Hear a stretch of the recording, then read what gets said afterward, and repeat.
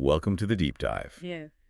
Today we're diving into a really pivotal area, Right. renewable energy, Mm. and why it's just so crucial for creating a future that's, well, environmentally sound and sustainable. Mm. It's a huge shift happening globally. Indeed, it is. And, for you listening, particularly if you're learning English, getting a handle on complex topics like this one, it's really valuable, Right. not just for staying informed, but it's great for expanding your vocabulary too and understanding these big global conversations. Definitely. So in this deep dive, we'll be breaking down the core ideas and some key English terms about renewable energy. We'll try to make it clear and, accessible. Exactly. So we looked at a helpful blog post that details why renewable energy matters, the different types, the benefits, the challenges too, Yeah, the hurdle. and what the future might hold. So our mission today, pull out the most important bits, explain why they matter, and introduce some relevant English words and phrases as we go. Sounds good. All to help you understand this vital subject better and, hopefully, boost your English skills. Yeah. Okay, so let's start big picture. Why is renewable energy such a critical topic right now? Well, at its heart, it really comes down to the fundamental difference between renewable and non-renewable energy. Think of Right. non-renewables like fossil fuels, coal, oil, natural gas. These are finite. We only have so much. Right, they run out. They run out. Once they're used, they're gone. Renewable energy, though, that comes from sources that, well, they replenish naturally, like the sun, the wind, water. Makes sense. Oh. And the big problem with those non-renewables, the fossil fuels, is the environmental harm, isn't it? Precisely, yeah. When we burn fossil fuels, they release huge amounts of greenhouse gases, Yeah. mostly carbon dioxide, CO2, Yeah. and that goes into the atmosphere, directly contributing to global warming and, the wider issue of climate change. Plus, there's air pollution, general environmental damage from, digging them up and using them. And the scale of this is pretty big, right? The blog post mentioned a statistic from the IEA, the International Energy Agency. Yes, the IEA. They indicate that the energy sector and sector just means a major part of the economy. That sector accounts for approximately 40% of global CO2 emissions. Wow, 40%. Yeah. And approximately just means, roughly, it's a close estimate. So a massive chunk of the problem is tied to how we make and use energy. That really puts it in perspective. So Yeah. moving to renewables isn't just like a nice idea, it's essential Essential, yeah. for tackling climate change effects like rising sea levels, more extreme weather, loss of biodiversity. These are all key terms, right, for environmental discussions. Absolutely. Mitigating these impacts, that means reducing how bad they are. That's a primary driver. But the benefits, they go beyond just the environment. Oh, like what? Well, think about energy security. If a country relies heavily on, say, importing fossil fuels, Mm-hmm. switching to renewables sourced locally reduces that dependence, that reliance on others. Ah, okay. Yeah. Dependence. That makes sense. And the blog post also mentioned innovation, new ideas, and tech. Exactly. And economic development, that's about growing a country's economy, improving it. Right. Two more good terms there. And the renewable sector is buzzing with innovation. New tech, new industries are popping up. Plus, it creates jobs. Lots of jobs in manufacturing, installation, maintenance, research. So it fuels the economy too. It really does. Yeah. Contributes to overall economic development. Okay, so we get why it's important. Now let's look at the main players, the key types of renewable energy. Solar first. How does that work? Sure. Solar energy basically captures sunlight's power.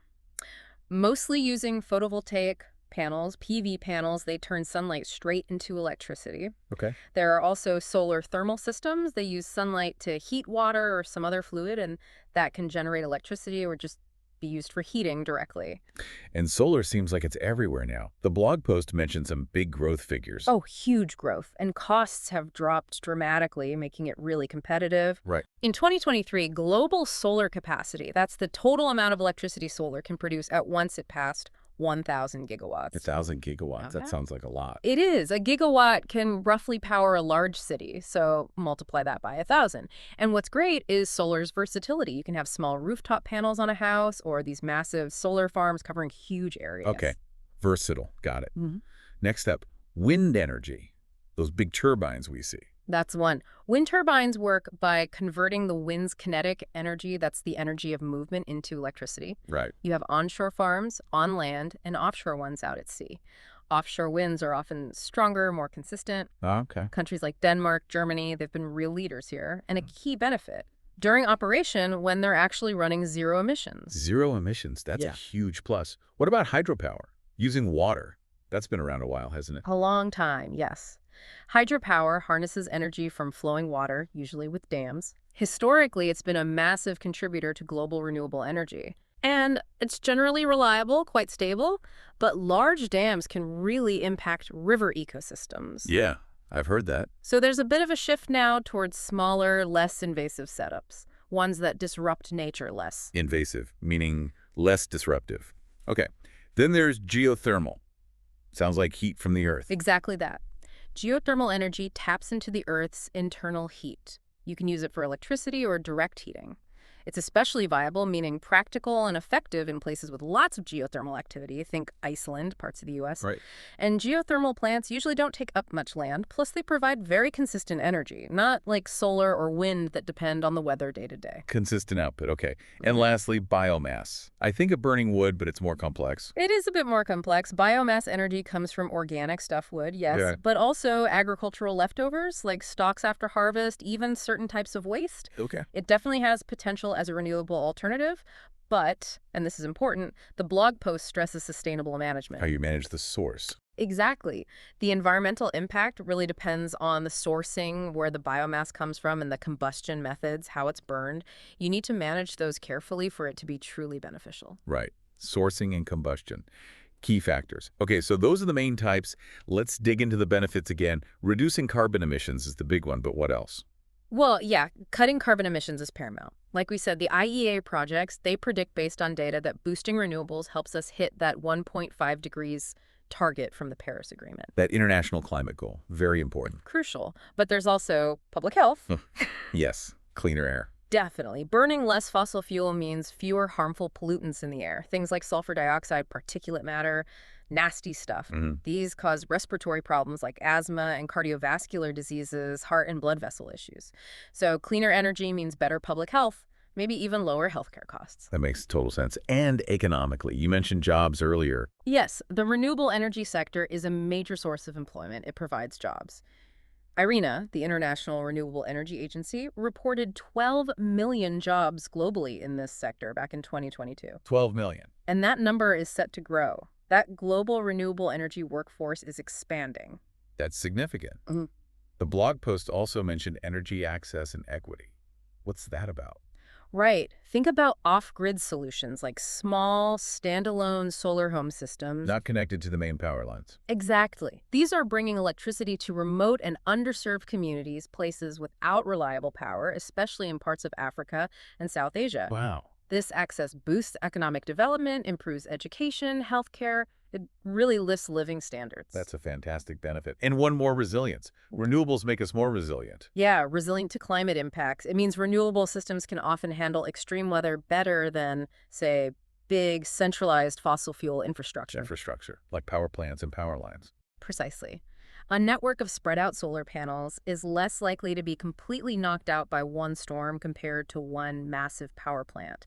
So it means a more stable energy supply, even when climate change throws curveballs. Okay, benefits are pretty clear. But it can't all be easy. What are the main challenges, the obstacles? Well, a big one is intermittency. Solar needs sun, wind needs wind. They aren't constant. Right, the sun doesn't always shine. Exactly. So that means we need good energy storage solutions like better batteries and also grid enhancements. Upgrades to our electricity grids to manage these fluctuating sources and ensure power is always there. Storage and grid improvements. Makes sense. What about the cost? Is it still really expensive? Well, the costs have come down a lot, but the initial investments, the upfront cost to build these projects can still be pretty high, especially for developing countries maybe without easy access to funding. Okay. And other barriers, like rules and existing systems. Yeah, sometimes the existing grids weren't built for energy flowing in from lots of small sources, which renewables often are, and then there are regulatory frameworks. The rules and permits. Right. Sometimes the rules and getting approvals can be complex, slow things down. I can see that. Bureaucracy. And the blog post mentioned land use conflicts, too. Correct. Big projects like wind or solar farms need land. And sometimes that land might also be needed for farming, or it might be important for conservation. So balancing those needs is key. Okay, so quite a few challenges. What are the solutions? How do we push past these? It really takes cooperation. Governments need to step up. Invest in storage and smarter grids, offer subsidies that's financial help, and make financing easier to get. Subsidies and financing. Right. And streamlining permitting, making the approval process quicker and simpler. Plus, careful planning for land use, talking with local communities, that's vital too. So a real multi-pronged approach. Looking ahead then, what's the path forward for renewables?